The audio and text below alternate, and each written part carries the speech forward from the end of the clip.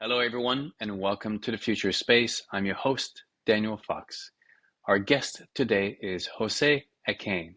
Jose is the CTO and co-founder of AstroForge, with nearly a decade of aerospace experience at SpaceX and NASA. He was the deputy chief engineer for the first SpaceX Falcon 9 vehicle and lead avionics integration engineer and a mission operator for the first four Dragon spacecrafts. While at NASA, Jose designed, integrated, tested, and operated microlab satellites. And prior to AstroForge, he worked on autonomous vehicles at Volkswagen Electronics Research Laboratory. Jose, welcome to the Future Space. Thank you. Thanks for having me. Well, we got great stuff to talk about, but first, as I do with all my interviews, what would be for you three words that capture the essence of space? Yeah, I love this question, and I love it because this question actually gave me, um, uh, it made me think quite a bit. It shouldn't have, but it did. The three words that I've chosen is infinite, wild, and wonder. Those are three words. Infinite wild wonder. If you had the chance to go to space, would you? Absolutely. That's a no-brainer. If you ask my wife and kids, very different story. But for me, absolutely. Yeah, often the case. Now, Jose, you come from a background of engineer. You've been involved with a lot of tech. I think it's quite easy to look at space and understand the the science story of space, the technology story of going to space, even the extracting resources of going to space. But what would be the human story of going to space? I mean, I think this has been a story that's been told throughout our entire history, right? So, as humans, we're explorers. I mean, that's who we are through and through. It's ingrained in our history, our DNA. It's who we are. It's really a fundamental aspect of human nature. It drives us to seek out like new challenges, opportunities, perspectives. And exploration allows us to expand our horizons and push our boundaries, uncover new possibilities. And that's just something, to me, that's the human story of going to space is to figure out what's out there, to answer these unanswered questions, answers the mysteries of space, and really seek out what could be the next great thing for us as a civilization, as a species. Do you think it's a little bit harder for people to grasp because now we're at the stage of a planet, right? We've kind of reached the limits, and now we're talking about leaving a planet. Is that the understanding that that scale is hard to process, or the discord or the sense of abandonment has always existed independently of whenever we push the boundaries, whether it's the sibling who leaves the family for the big city or the one who leaves the village to get to the big city. Is that that narrative has always existed, or just now it's even more in our face because of the scale of it? Yeah, I think that narrative has always existed. I think there's a few people that go out and are deemed crazy enough to try this thing, and where the rest of us are reserved, and they like the confines of what's normal to them, right? There are a few explorers out there that set the milepost farther, and then from there, everyone says, "Oh, look, it's possible. This is something that we can absolutely do." And then you start optimizing the ways to get there. So right now we're still in the exploration phase, but I think as we make it more and more a common thing, when space becomes mundane, and I think that's really when we'll start to reach our potential, which is a weird thing, right? Space becoming mundane. I don't. Yeah, that's far in the future, but still, I think that's where we want to get to. I'm looking forward for that day. There are similarities and some parallel that often are used for space exploration. Some don't want to compare it, and others actually do want to compare it. About the parallel with ocean exploration back in the days where it was extremely dangerous. Some people are saying you cannot compare the two because ocean exploration is we still can breathe while space is emptiness and really dangerous. But others are looking back and said you cannot compare today with yesterday. You have to look at the challenges that it represented back in those days and the fact that many people died in the process of exploring the ocean because they had no idea what to do. Now we take it for granted. And we have to look at space in that same kind of what is the challenge that is represented to us today as it was for yesterday. So where do you fall on that scale? I think it's very similar. You do say that the oceans are explored. So is space. Space is explored as well, right? We have only breached the surface or the subsurface of the oceans. There's only a handful of people that have really explored it. There's a lot of robotic missions that are going off to explore. Same thing with space. There's robotic satellites that are off there doing observations, for example. But the environments are extreme in the ocean, just as same with space. So to me, they're analogous. And there's missions. You run missions in the ocean to simulate what it would be like in space. You design for things like that because it is very similar to space. So to me, I think they're analogous. Even though it comes up with this weird notion of like no, it's safer because it's here. It's right in front of you. It's right in view. You can touch the water of the ocean. But there's so much more beneath that we have not touched at all or explored.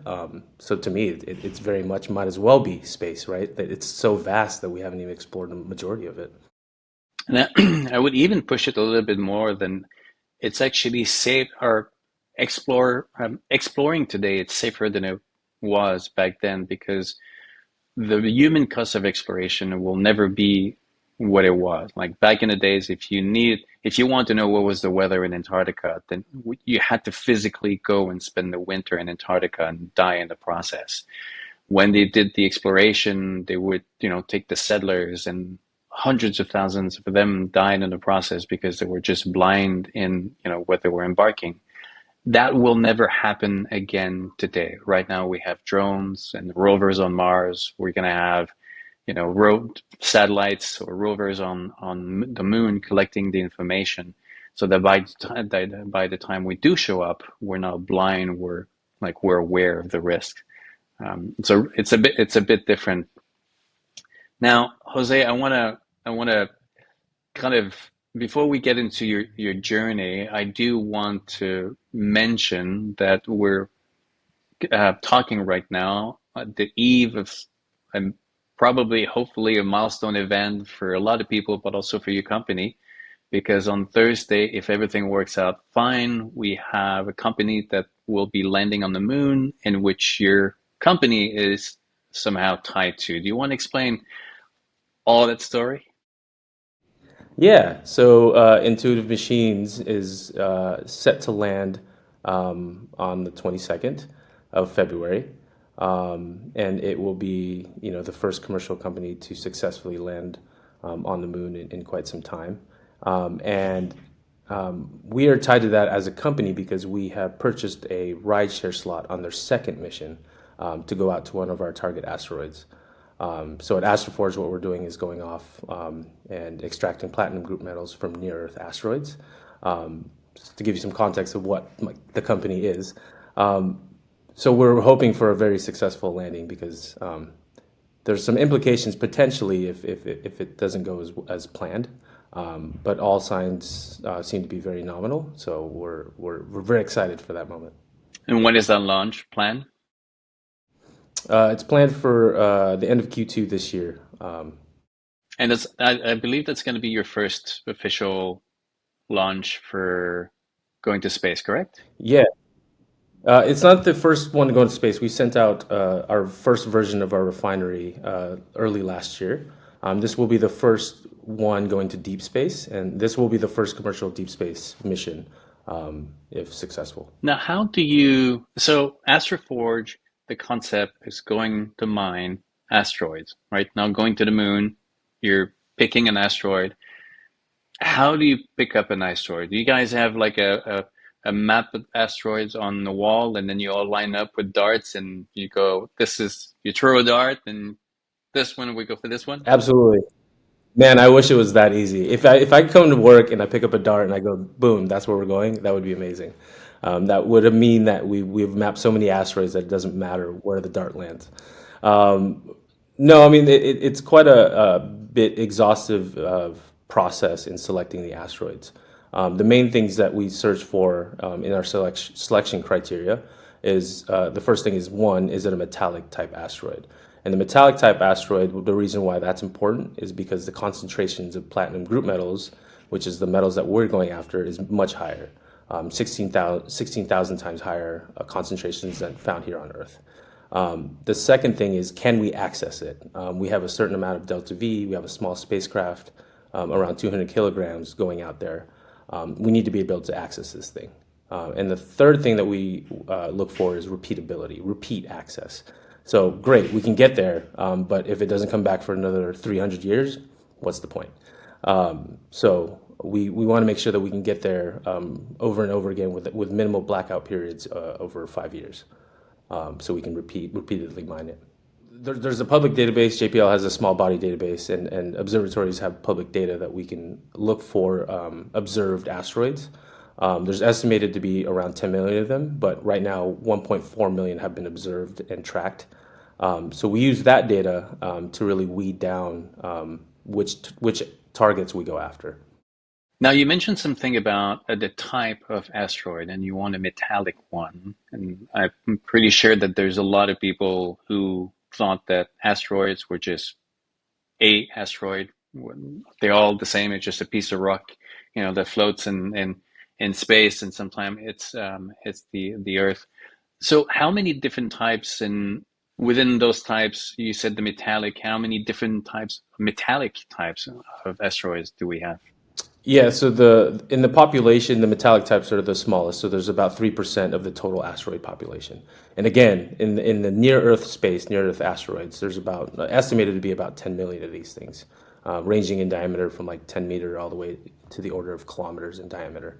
There's three main types of asteroids that make up the entire asteroid set in our system. The first is the carbonaceous type. That's primarily, there's a lot of water on the carbonaceous types. Then there's the S types, which are stony types, and then the M types, which is the metallic. So the majority of the asteroids out there are C types, the carbonaceous, but we're going after the metallics. And how long does it take when you say the capacity to go to the asteroid and come back, often over a period of 5 years? What is that distance that makes it worth doing? What is the distance? It ranges, actually. There's some that get closer than the moon, and we target in the range of 50 million kilometers from Earth, slant range. So, and that would be like what, a year to go and a year to come back, or? We target 6 to 9, up to a year, but our target really is 6 to 9 months to get there.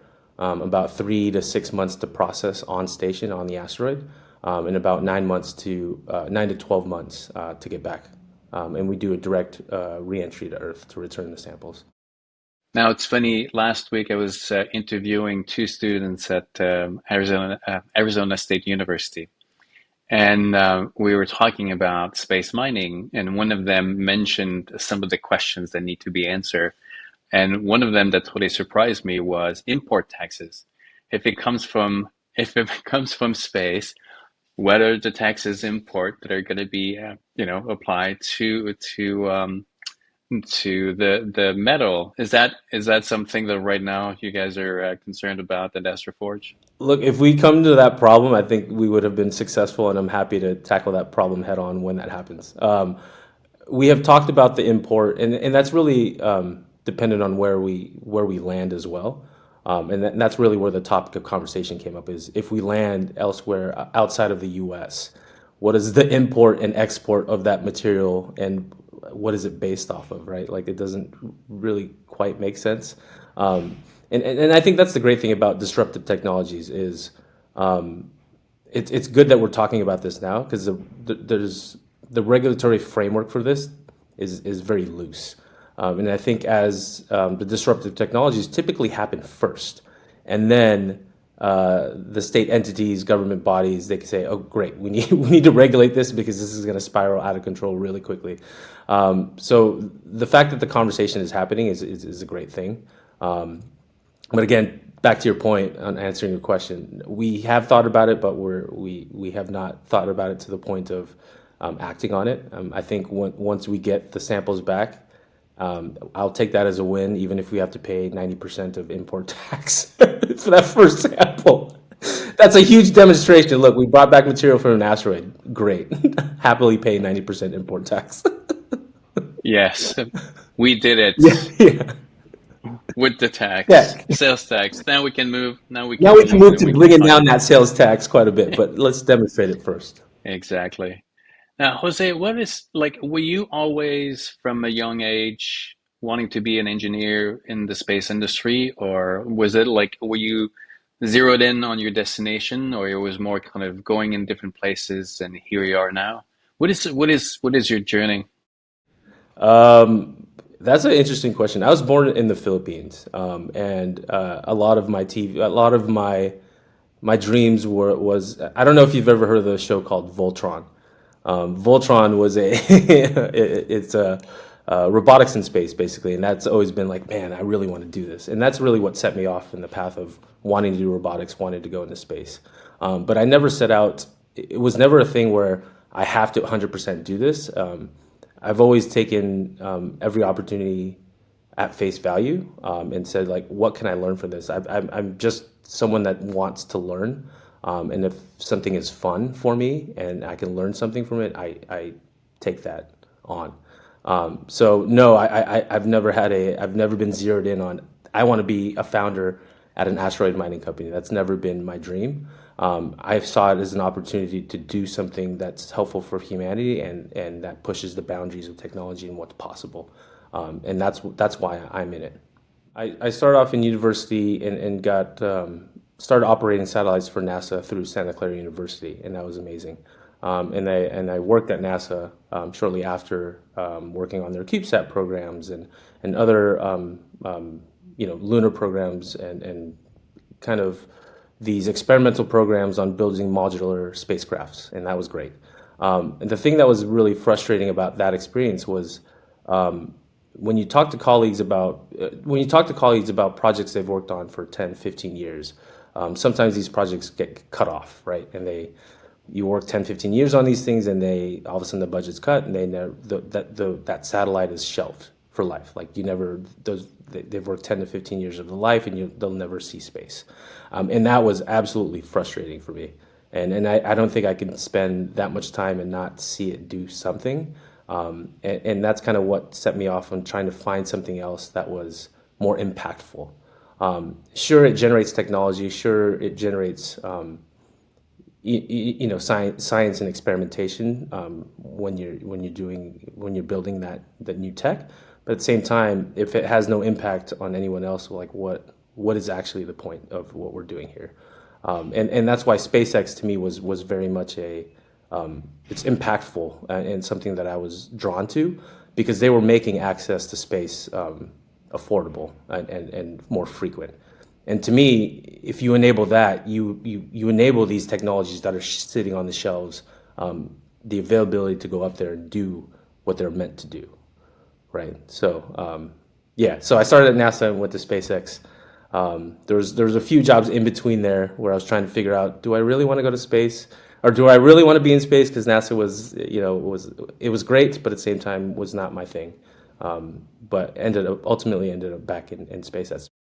One of the issues that happened over the years in NASA were the lack of incentives, right? NASA started with incentives that are more geopolitical in the space race, and often people say the worst thing that happened to the U.S. is they made it to the moon. Then after that, what else did they have to prove?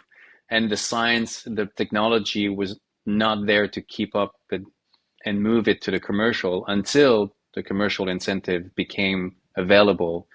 And we have companies like SpaceX and all the others who have the incentive to risk and to find the solutions. Well, at NASA, you had the incentives were trying to get the budget, so you cannot find the solution. Right? NASA is the total opposite. You have to have a problem that is never solvable, so you get the funding continue. So it was like totally opposite. Um, but the often I hear that the culture within the space industry is really, really inspiring because you have a group of people that is just committed at finding solutions for the benefit of everyone. Is that something that you've experienced also? Yes, absolutely. I think regardless of whether you work at a big government agency or whether you're working at a startup, I think everyone is excited to be in this space, and excited to spread to the world that space is a beautiful place, right? Like, look at all the things that we can do in space. It's part of the reason why I chose infinite as one of my words, is because not only because of the size implications, it's infinite in size, but the possibilities are endless. It is no borders, limitless options. It's untouched. So, and literally anyone on the street can look up and say, it can imagine anything, and that is possible. It is a possibility. It may not have been done. We may not have the tech for it right now, but that is a possibility, and I love that about it. And I think if you talk to anyone in this space community, that is the same sentiment across the board. Now, there's obviously the technical challenges of everything that we're going to be doing in space, but are you at AstroForge? Are you also realist of the geopolitics of it, the legality, the legislation? Because obviously there's the US, there's one, you guys are one company, but there is going to be other countries, other companies. I mean, we are in another space race as who's going to first be able to define that narrative of that next chapter. How challenging do you think it's going to be with China and some of the other players in the game? I think it's going to be very challenging. We're working under the Outer Space Treaty, under the UN Outer Space Treaty, the U.S. Space Act. China doesn't necessarily adhere to those policies, right? They go off and they're able to, and they're great. They're great at technology and they're great at iteration. So if you don't have the regulatory body to limit them, I mean, it seems fairly obvious that who's going to win this race, right? Like, we need to be cognizant of that and make sure that there's plans in place such that startups and government bodies can work towards. It's not necessarily a race, but at least work towards achieving the same goals across the board, as China, for example, right? The accord that you were mentioning was written in 1967 or 69, I think. And yeah, there were a lot of countries. China has actually signed it, but it's their participation. But here we are in 2024. This accord, 1967 or 69. It's so ancient. It's back in the days where the Concorde was just like a prototype, and now the Concorde has come and disappeared. But the Artemis Accord, which seems to be kind of wanting to take the follow up, has only been signed by 30 something countries, and China and Russia are not signatories on the Accord. So this is more the political nightmare that is the reality that we're dealing with. Like, do you like beyond the technology? Is there a part of your company who is in Washington or dealing with the legislative aspect of it? Yes, absolutely. It is very much a making sure that people in our government is aware of what we're doing, and not just us, but what New Space is doing, and making sure that, hey, look, this is what's happening abroad, and here's what we need in order to be in line with what's happening there. Otherwise, our reliance on them is going to be increasing, and we have no answer to that. So we definitely have visibility within the government space, and making sure that we communicate, our vision, in hopes of potentially partnering with them. I wrote this piece on how space mining is probably one of the best things that can happen or need to happen to Earth, because the part of the reason why the US or part of the modern countries can enjoy their backyard or their national park is because everything is outsourced from somewhere else, right? If you look at your house, everything that you need, your power, everything that you create is taken from somewhere else and goes out somewhere else so that you can beautify and enjoy what you have in your surrounding. we talk about this future of, electric future, electricity, battery.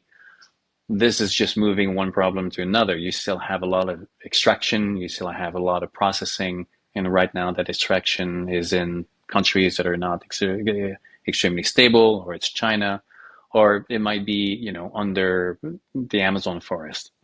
The minute that we can start bringing these minerals from places that are barren, or places where life is not as diverse and complex as we have on Earth, then we start thinking of, yes, Earth, it's not about distraction anymore, it's more about conserving and enjoying. It's that I mean that obviously resonates with the mission that you guys have at AstroForge. Yeah, absolutely. I think everyone always is talking about, especially in the US, is decarbonization by 2050, right? And the critical materials needed for that are just non-existent. Like people are scrambling, miners are scrambling to find where those resources are going to come from because we can't meet that demand. And that's been one of these things that everyone's excited about, the electric vehicle movement, the clean energy movement, but you need the resources in order to support that. And we don't have that right now. So absolutely, AstroForge is along those lines of how do we solve this? Along with the terrestrial mining community, we're in conversations with a few of them to figure out how can we work together in order to solve the crisis that we have at hand.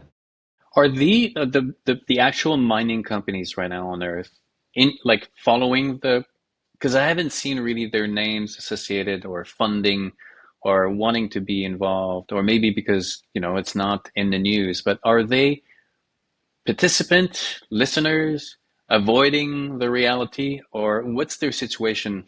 No, I don't think they're avoiding the reality. I think they're in the background. I think they get a lot of negative press because of all the waste that's produced from these mines, but at the same time, they do provide an important commodity in order for us to achieve these clean energy goals. So they're very much aware of what needs to happen, and they're very much trying to meet those demands. I think the first thing that they're trying to do is trying to figure out where can we get these materials from, where we don't have any new sources, and right now that's the main thing is where can we extract that doesn't ruin the natural view that you have of these natural parks, right? Like, what is that even possible? And that those conversations are happening. But are they investing? Like, are they knocking on your door at AstroForge and say, "Listen, we want to partner with you because we can see where the future is, and we at least want to have a foot in that conversation." Yeah, there's a few companies that we're in conversation with now about that. I can't release the names of those, but there's definitely terrestrial mining companies that are interested in partnering with us. So we can dig it out of you. No, not until it's signed. No. Excellent. Now, Jose, how did the AstroForge come to be? It's a partnership, and you're the co-founder. And was that something that, was a conversation that initiated sometime in space mining, or again, much like your journey, was this door that opened that led to another one? It was a door that opened for me, and I'm not some person that was like, oh, this is the future and we have to do this, and frankly, it's because who am I didn't go and set off to be a founder and change the world. That's never been my MO. What I like doing is enabling disruptive or impossible tech, and that's what I really love. So my co-founder actually came to me, and we had a discussion about, okay, we both love space. We both want to be in space. What do we want to do in space that's impactful? There's a lot of companies now, no knock on them, what they're doing is great. They're optimizing for low Earth orbit or GEO, for example, but that's not really pushing the boundaries. To us, there's not much extra added value that can be gleaned from it. Sure, you can lower the cost, and that's great. But is it really impactful for everybody, right? So we set out to find what is that thing. And he his first thoughts were, what if we do advertising in space? I'm like, okay, this is absolutely not. That's a no for me. I'm happy to go find something. Absolutely not. And then he said, what about asteroid mining? And I said, no, absolutely not. Like what makes you think that you and I are going to do this? when other companies that have been funded, by great people that have been started, a decade ago, and they failed. Like, why? What makes you think that we are the ones to do this, right? So I said, no, we're not. I'm not doing that. But I stopped. We stopped and said, like, let's actually think about this before we actually say no. The advertising was a no-brainer. That was like I don't need to do a trade study on that. That's just a hard line no. But we took a look at what's possible, right? Like, what are the launch costs today? What are some interesting ways we can lower that launch cost? And we found that, yeah, from now and the previous asteroid mining companies, if they wanted a high energy launch, like the same launch that we had, it would have been $400 million. And that's insane, right? Like an Atlas V, a Delta, insane. No startup, even today, could afford that when they're starting off. For now, for us, that launch cost is two orders of magnitude lower. We get that launch cost less than 10 million. And that in itself, like if I don't even talk about the rest of the things that are enabling for this technology, that in itself is a huge game changer for any technology that's venturing out to space. And for me, that was enough for me to say, okay, cool, let's tackle this on. Now, what is the technology of space mining? I mean, obviously, you're not putting people on the bus, on top of a rocket with a bunch of picks, so that they can go and mine. Like, what is like for people who try to visualize the concept of space mining? How does it work? Yeah, I mean, that's an interesting question. I will answer your question first. How does it work? It can work in a number of ways, mainly because of the various different types and the various different resources that you can glean from an asteroid. For us, we're focused on the metallics. So that's a very different process. But if you're going to extract water or other minerals, that's a very different process. So to answer your question, a myriad of ways you can do this. And even within our space, the metallic space, there's also a number of ways you can do it. People have talked about grabbing an asteroid and moving it into a parking orbit. That didn't make sense to us because of the amount of delta V or propellant needed in order for us to grab the asteroid, bring it back, and slow it down to a parking orbit. That's just an insane amount of money and propellant that we could not spend as a startup. So the enabling technology for us is really the refinery. We need to be able to return valuable material only, because if we return material that you can get for pennies here on Earth, that doesn't really close the business case, right? So if I bring back 1,000 kilograms of iron, and our mission costs less than $10 million, that's not gonna pay for the mission at all. And I will be on your podcast in 2 years saying like, hey, it didn't work out because we looked for iron. So the refinery is really meant to only extract out and bring back the valuable material. And that's the focus of AstroForge, is really developing that refinery. So we're on our version 3 right now. Our version 1 we sent up to space was really meant to understand, is this possible? And really the primary objective was for us as a team to send a space mission up, because only a few of us have actually gone to space or like set something up to space. For us as a team to do that, and 2, to test out the vendors that we'd be using for our deep space mission and see what technologies we needed, they were capable of, or what we needed to offset and help them. That was the main objective for that one. But yeah, we're on our version 3 of refinery, and that refinery is really the thing that separates what we do with all the other mining companies out there. And how does it work?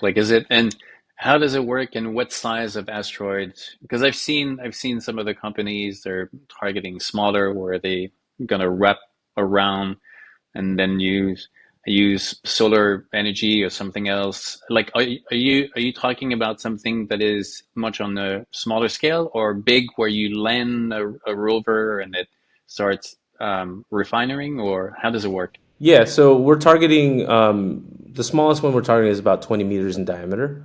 The largest one we're targeting is no bigger than a kilometer in diameter. And we have a list that we're targeting. So we will actually land or dock with the asteroid. And since it's a metallic type, we'll magnetically stick to the asteroid, and our anchors will stick on the asteroid surface. And that refinery, I don't know if we've released this yet, but basically what it uses a laser technology that ablates the material. You can think of it as laser ablation, but it's not quite that. It's a slightly different process than the standard laser ablation that you see. But in general, you can think of it as that. So the laser ablates the material, and then we have another system that separates that material. And we're taking advantage of the fact that the metallic types have over 90% iron, and the iron is ferromagnetic. So 90% of the material is magnetic. The platinum group metals are not. So we can essentially filter out just using a really passive magnet in order to take that material that we don't require. And what are the other material? I mean, obviously you won't leave the iron behind because it's not, I mean, you won't. Yeah. So there's iron, nickel, and cobalt. And cobalt, is something needed. I mean, all the materials needed, but cobalt in general is needed for clean energy. But it's still not at a price point that makes sense for us to bring back. So we would weed out majority of the material, which is iron, nickel, and cobalt. And the material that we aim to bring back is the platinum group metal. So that's platinum, palladium, osmium, iridium, ruthenium, and rhodium. So if you have an iPhone, plug to Apple. But if you have an iPhone, five of these metals are used in your iPhone alone. And it's just a wide ranging use case for the PGMs. It's fascinating. Timeline-ish, like we're talking I mean, before we start discussing import taxes, but at least, when you do get a payload, what are we, 5, 10 years? So every mission is 2 years. Within the decade, we'll have return to sample if everything goes perfectly, which we know the case for all aerospace is always the case, right? Everything goes perfectly. We have 4 demonstration missions, and we'll launch pretty much on an annual cadence. So mission 2 is launching this year. Mission 3 will launch the next year, and mission 4 will launch the year after that. Mission 4 will be the first return sample, and again, that's a 2-year round trip. But before the end of the decade, we'll hopefully have return samples. Life always happens as planned and expected. That's the big lesson that you learn when you get into your 40s and 30s and 40s, and then at one point you just give up and you go with the flow. You just go with the flow. Perfect. You just trust yourself. You're gonna make the best of it, but at trying to control all the variables, you're gonna drive yourself crazy. And And with kids, And that's yeah. I mean that could be applied to engineering, right? Trying to control all the variables is going to go. I mean that cost overhead with trying to control all the variables.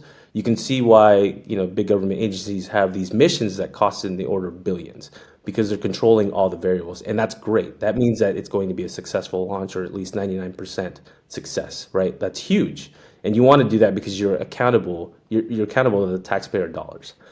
For us as a startup, we can take the risks. So we will go with the flow in some of these cases, but we will learn a lot.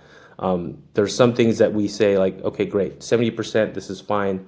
We will take the risk by doing A, B, and C. But that's okay because the rest of it we can learn. The 70% of the things that we did design for, like with extreme diligence, great, we can learn a lot from that. I think I hope it's one of the big lessons in the next era of engineering and technology is understanding that the perfection is not something to strive for because these perfect system will never happen because nature doesn't want perfection. Life doesn't want perfection. There's always going to be variables that you have not anticipated or things that you thought would fix one thing, but then will create another thing, another issue. And that ultimately that the big objective is to find these systems that are resilient and can adapt or move beyond what you thought that they were going for. And that You just described evolution. That was great. That's literally what you described. Like these imperfections lead to resiliency in the species, and that's who stays alive at the end, right? Like these offshoots, these imperfections create these new things, right? And that's perfect. Well described. thank you, Jose. And that's I think that's also there's a big generation, and I did not grow up watching Star Trek. I was not a Trekkie, but there's a generation of that looked at Star Trek as this kind of utopian vision of what space could be, where suddenly these issues, money is doesn't exist, and we all wear one uniform, and it's everything works fine. But the reality is that we have to expect conflict and differences, so that we can develop the tools, to deal with it in the same way that, like in engineering, you guys have to know that this is an environment that that works against you, and you have to anticipate all the problems and the challenges. Because if it doesn't work there, then you need to have plan B and plan C or something, right? This is the how you guys work. Exactly, exactly. You can plan for as much as you can, but you're not going to be able to plan for all of it. And in those cases, what's the best way to save everything or make it so that you can last in the cases that are unplanned? Good, Jose. The you've started from the Philippines. Here you are, and then you worked at a company that defined a lot of the space industry. I have to say that I'm on this podcast, and my career was greatly influenced by watching these two rockets landing upright. That for me, I have to say, was That was my Apollo moment. I think it's. I'll I'll be honest with you, I never looked at space as, oh, this is where we're going. For me, space was part of nature. I love it. It's humbling. It's a window to a world that is beyond, our understanding. I mean, for most of us.